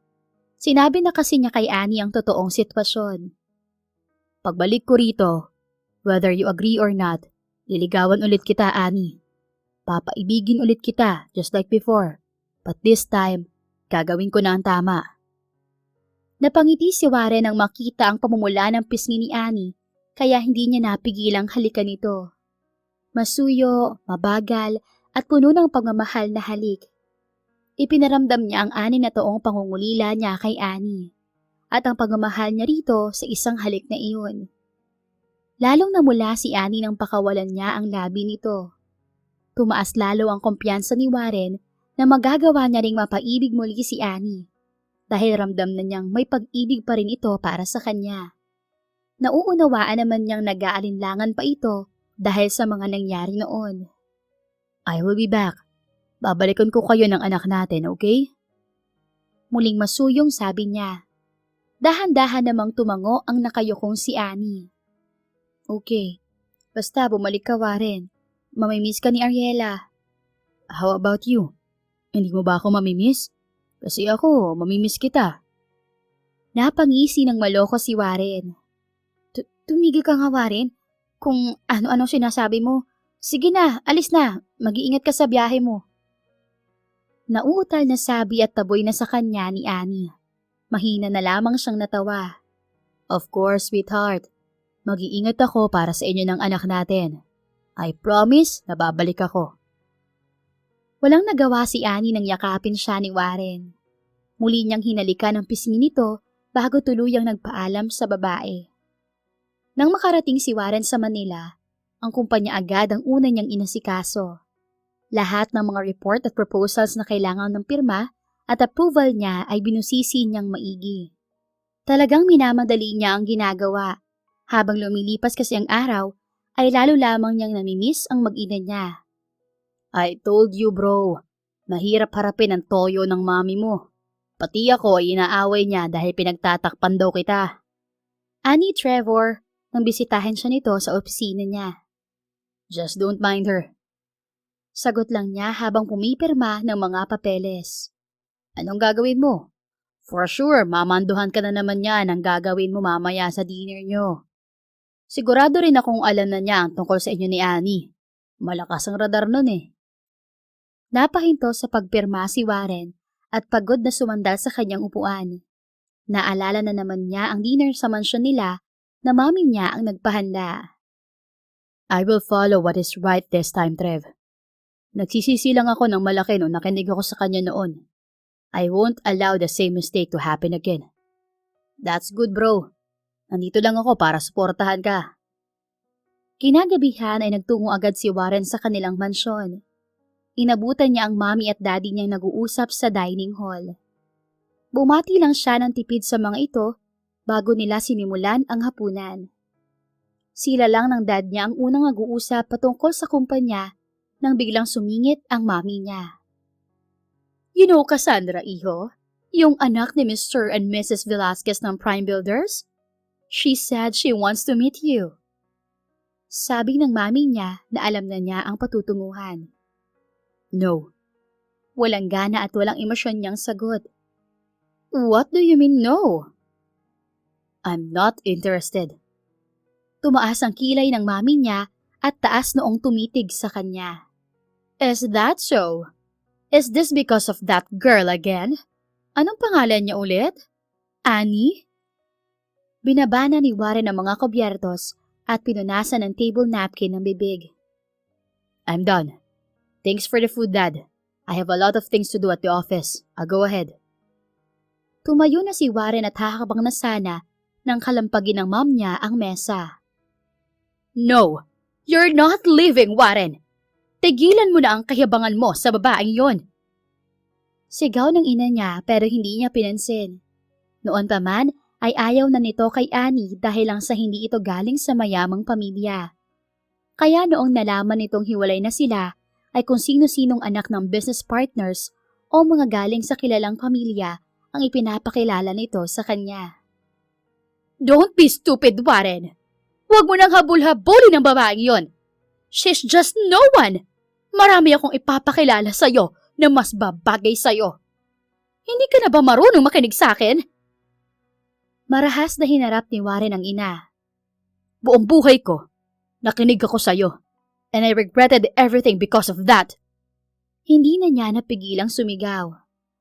6 years ago, alam mo ba ang ginawa ko noon, Mommy? Dahil ang gusto mo lang ay mag-focus ako sa company. You don't know because you don't care. I felt so stupid, mama's boy, and not a real man during those days. I love Annie so much, pero mas nakinig ako sa'yo. Dahil ginigipit mo ako palagi. And when she told me that she's pregnant, I told her without second thought to abort the child. Yes, she's pregnant to our child, yet I choose the company dahil yun ang gusto mo. And I'm sick and tired to listen to your manipulation, Mom. I'm sorry, pero this time, hindi mo na ako madidiktahan ulit. May sarili din akong isip at kaligayahan na gusto ko para sa sarili ko. Sana naman, maintindihan mo yun, Mommy. Hindi na napigilang siwalat ni Warren sa ina. Natameme naman ang kanyang ina at ama. Walang alam ang mga ito sinangyari sa kanya, lalo na sa relasyon ni Annie. Kaya ganun na lamang ang pagkabigla ng mga ito sa narinig. Maputi na lang at hindi niya ako sinunod. But unfortunately, she left me because of that one stupid mistake. Pagkapatuloy ni Warren dahil hindi makaimik ang magulang niya. Lumayo siya at binuhay ang anak namin katulong ang ibang tao na dapat ako ang gumagawa. At ngayon ko palang naaayos ang pamilya ko. Ngayon ko palang nakikilala at nakakasama ang anak namin. Ngayon ko palang inaayos ang mga pagkakamali ko. Tapos ano? Mamanipulahin mo na naman ang buhay ko? Please, Mommy, tigilan mo na ako. Bigyan mo naman ako ng sariling buhay. Matanda na ako at kaya ko nang magdesisyon para sa sarili ko. Dagdag pa niya. Son, that's enough. Mahinahong awat ng kanyang ama. Galit na galit kasi siya kaya hindi na niya napigilang magtaas ng boses sa harap ng mga magulang. Napatitig si Warren sa ama. Sobrang lalim ng paghinga niya dahil sa bigat ng emosyong nararamdaman. I didn't know that terrible thing happened to you and to your girlfriend. Alam kong masakit sa'yo ang piliin ng pamilya kaysa sa sarili mong kaligayahan. And yet you still followed what your mom wants. Pakiramdam ko, napakalaki ng pagkukulang ko bilang ama mo dahil nanonood lang ako. And I'm sorry for that, son. You suffered enough from pain and regret. So go now, son. Do what you need to do. Sabi ng daddy niya. Wilson! Pigil ng ina niya sa kanyang ama. Enough, Mercedes! Sigaw na supol nito sa kanyang ina. Tigilan mo na ang anak ko sa pagmamanipula mo. Hinayaan kita noon. Wala kang narinig sa akin noon lalo na sa pagkontrol sa buhay ni Warren. But not now. Not anymore. This is way different. He wants to be happy and he wants to be a better man for his own family. Ibigay na natin yun sa kanya at sa apo natin. Nakatitig lamang si Warren sa kanyang ina na hindi makapaniwala na nasigawan ng daddy niya. Kahit naman si Warren ay medyo gulat din. Ngayon lang din niya narinig na sumigaw at nagtaas ng boses ang ama. Huwag mong itulak si Warren na mahalin ng ibang tao dahil lang sa yaman o impluensya. Ayaw kong ipaalala sa'yo, pero wag mo rin sanang kalimutan kung saan ka dati nanggaling, Mercedes. Hindi ka rin naman galing sa mayaman o maimpluwensyang pamilya pero minahal kita at pinakasalan, hindi ba? Higit kanino man, ikaw dapat ang unang nakakaintindi sa sitwasyon ni Warren at Annie. Tumigil ka na, Mercedes. Sumusobra ka na sa anak natin. Tatay na siya, kaya tigilan mo na siya, okay? Sa oras na pakailaman mo na naman ang buhay niya, ako na ang makakalaban mo. Sa mga oras na yon ay hindi na nakapagsalita pa ang ina ni Warren. Pinanood na lamang niya kung paano ito tahimik na lumuha ng mapagtanto ang mga nagawa. Mukhang natauhan na rin ito. Warren, Tawag muli sa kanya ng dad niya. Dad, go on, son. Fix your own family. Gusto kong makita ang apo ko at si Annie na rin ulit. Hindi ko siya masyadong nakilala noon dahil sa pagkaabala ko sa ibang negosyo. Gusto ko siyang makilala ng lubusan. I know she's a nice woman kaya mo siya minahal. Kahit papaano ay naibsan ang galit na nararamdaman ni Warren. Noon pa man ay ang dad niya ang palagi nakasuporta sa kanya. Hindi man vocal ang daddy niya at tahimik lamang na pinababayaan siyang magkamali at matuto sa sarili niyang pagkakamali. Pero alam niyang nasa likuran lang niya ang ama at handang umalalay kung hindi na niya kaya. Sumilay ang ngiti sa labi ni Warren at tumango. I will, Dad. Thank you so much. You'll meet my daughter soon. Sabi niya bago tuluyang nagpaalam at umalis ng kanilang mansyon. Lumipas pa ang mga araw at linggo hanggang sa umabot na ng 1 buwan, ngunit hindi pa rin bumabalik si Warren sa probinsya. Bawat araw na dumadaan ay nababahala na si Annie dahil baka naimpluwensyahan na naman ito ng mami nito. Kilala na kasi ni Annie ang mom ni Warren, kaya't ganun na lamang ang pag-iisip niya ng kung ano-ano. Mabuti na nga lang at hindi na nangungulit ang anak niya. Noong mga unang araw ay panay ang tanong nito kung kailan uuwi ang daddy nito, pero ngayon ay hindi na. Nakakausap naman ito ang ama sa cellphone, kaya kahit paano ay hindi ito nangungulila. Kailan ka ba kasi uuwi rito? Hinihintay ka na ng anak mo. Tanong niya kay Warren nang minsang nagkausap sila sa tawag. Uuwi rin ako, Annie. Marami lang akong tinatapos na paperworks. Inaayos ko na lahat para wala na ako masyadong iintindihin kapag bumalik na ako riyan sa Quezon. Bakit? Miss mo na ba ako? Hindi man niya nakikita pero sigurado si Annie na nakangisi si Warren ngayon. Iyong anak mo ang nangimiss ka, Warren. Pairap naman niyang sagot. I know. Vocal naman ang anak natin sa pagkamis sa akin. How about yung mommy niya? Tumigil ka nga, Warren. Narinig niya ang pagtawa ni Warren sa kabilang linya. What? I'm just asking. Ano nga, Annie? Sandaling hindi nakasagot si Annie. Hindi niya mapigilang mapangiti. Itanggi man niya kasi ay talagang namimiss na rin niya si Warren.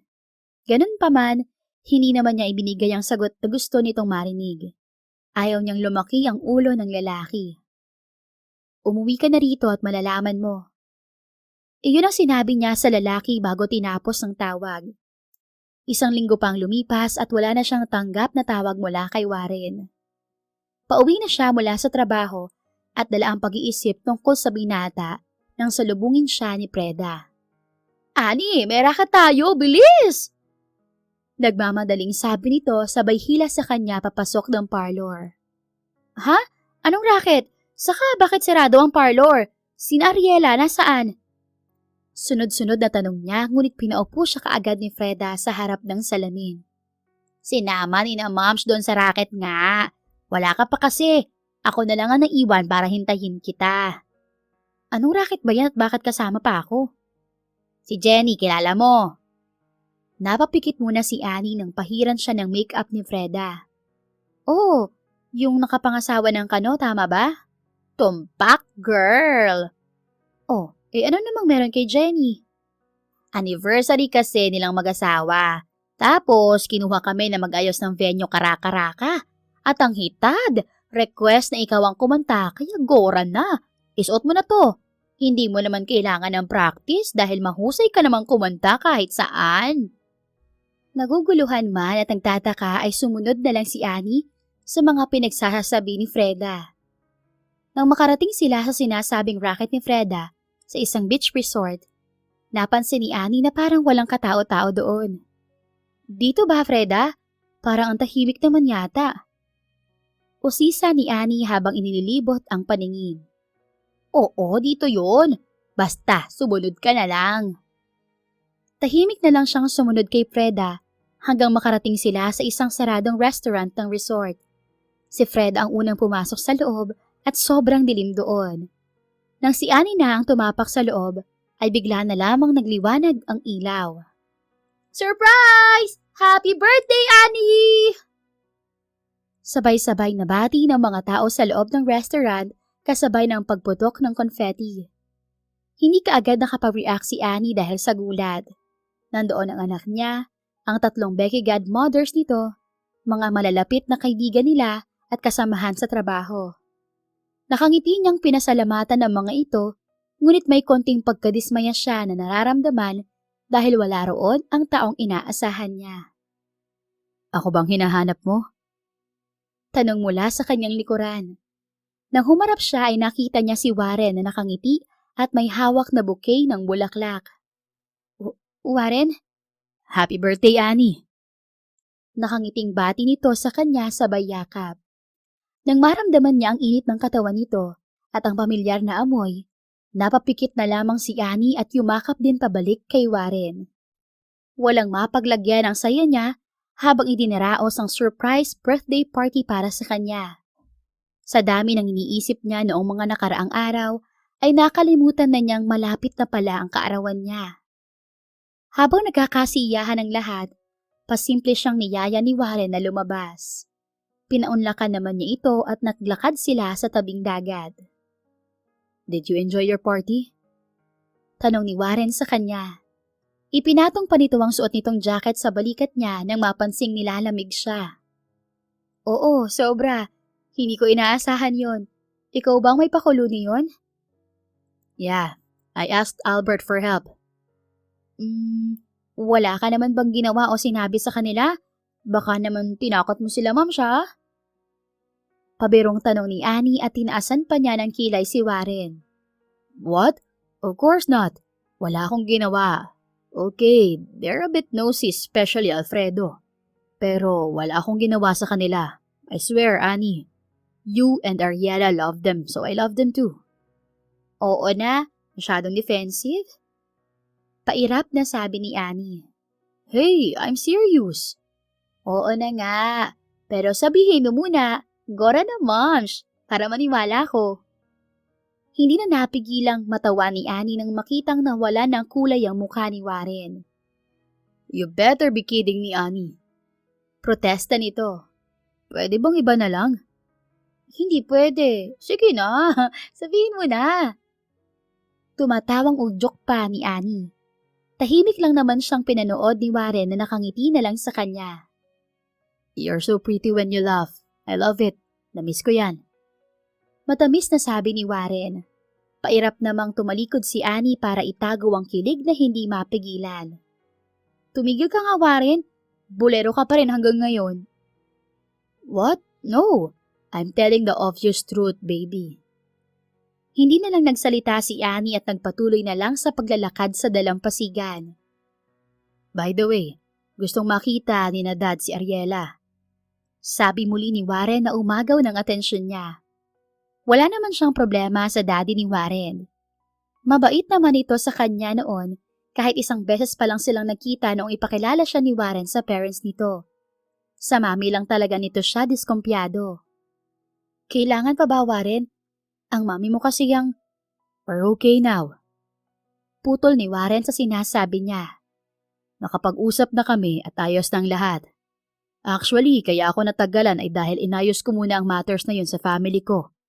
Para kapag dinala ko na kayo sa kanila at ipapakilala ko na si Ariela kina Dad, ay wala nang gulo at problema. Tumigil sa paglalakad si Warren. Hinawakan siya nito sa mga kamay at pinaharap dito. Tumatama sa mga paa nila ang malamig na dampi ng alon mula sa dagat. Annie, now that's everything's okay. Pwede bang simulan na natin ayusin ang atin? I know I have no right to ask you that. Pero mahal talaga kita. At hindi ako makakapayag na hindi tayo mabuo ng pamilya natin. Napatitig lang si Annie sa pares ng mga mata ni Warren. Tila nilulunod siya sa mga emosyong ipinapakita nito. Remember what I told you? Pagbalik ko, liligawan kita ulit. Papaibigin kita ulit, Annie Gonzalez. Mahal kita, sweetheart. It's still you. Please give me another chance to... Hindi na natapos ni Warren ang sinasabi nang siilin ito ng halik ni Annie. Nabigla pa ito noong una, ngunit buong puso ring tumugon sa halik ng dating nobya. Nang magbitaw sila, napangiti na lamang si Annie. Ang dami mong sinasabi eh. Pabirong wika ni Annie na nagpatulala kay Warren. So that means... Yes, that means liligawan mo pa rin ako kahit tayo na. Oo, mahal kita, Warren. Mahal pa rin kita, kahit gago ka. At mula ngayon, pinapapasok na ulit kita dito sa puso ko. Naluluha pero nakangiting pahayag ni Annie. Pero, last na tong chance na to, Warren ah.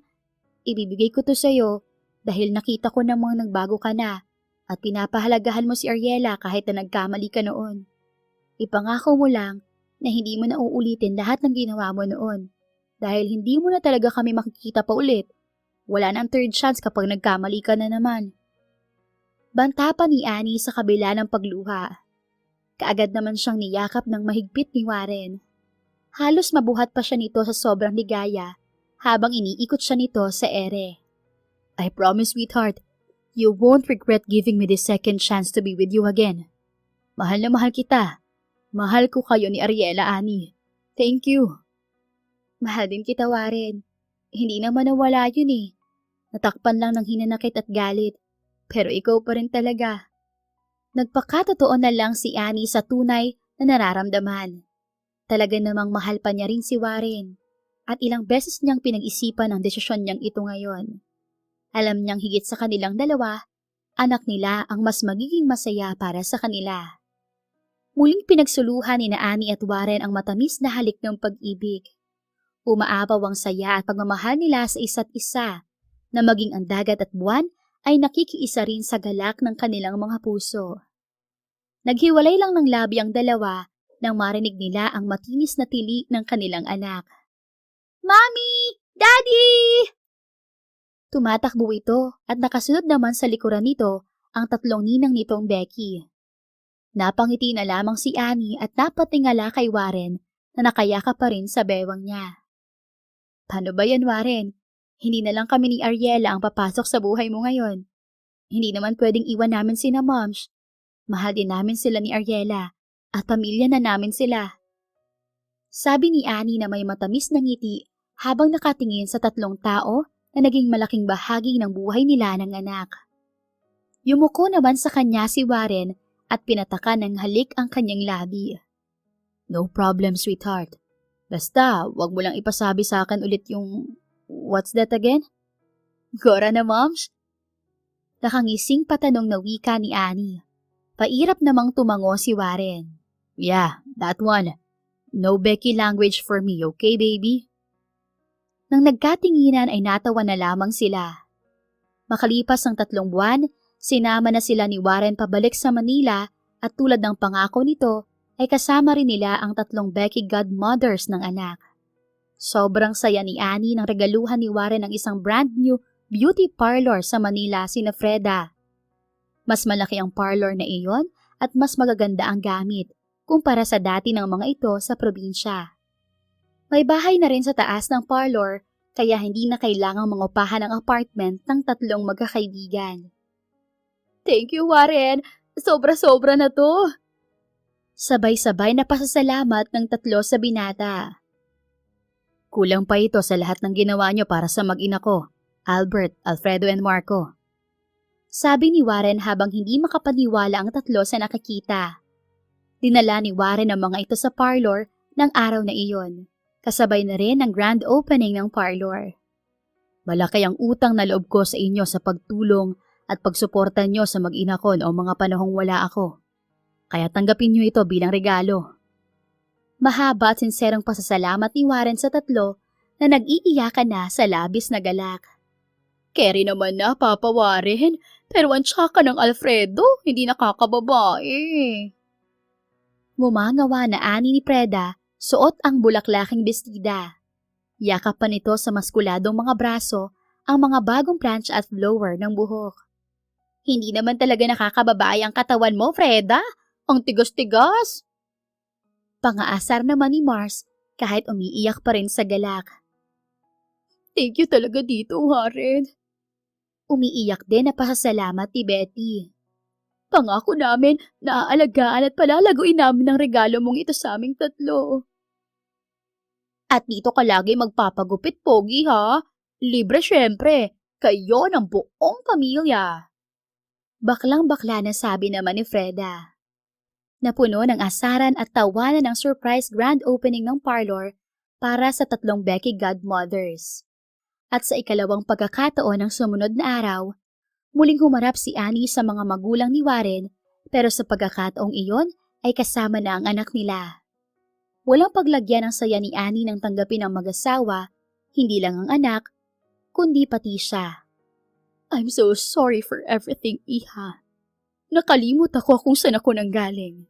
Naging narrow-minded ako at hindi ko na-realize na sobra na pala ang pagsakal ko kay Warren. Patawarin mo ko. Sinsero at puno ng pagkisising paghingi ng tawad ng ginang kay Annie. Ayos na po yun, tita. Past is past na po. Mabuhay na lang tayo ng masaya ngayon. Tanging sagot niya at iyakap ang ginang. Thank you, dear. But please, call me Mom from now on. Pasasaan ba't ikakasal din kayo ni Warren kaya masanay ka na? Namula na lamang ang pisngi ni Annie at tumango. Okay po, Mom. Anya na ikinangiti ng ginang. Perfect! Napangiti ang dalawa sa may pool area ng mansyon ni Warren na marinig ang halakhak ni Ariela. Naliligo ito roon kasama ang Lolo Wilson at Daddy Warren nito. Napangiti na lamang si Annie habang pinagmamasdan ng mag-ama. Wala na siyang mahihiling pa sa kaligayahang nakikita sa mukha ng anak niya. Sa 6 na taong lumipas, hindi inaakala ni Annie na darating pa ang araw na iyon. Nasa ikalawang pagkakataon, mabubuo sila bilang isang pamilya.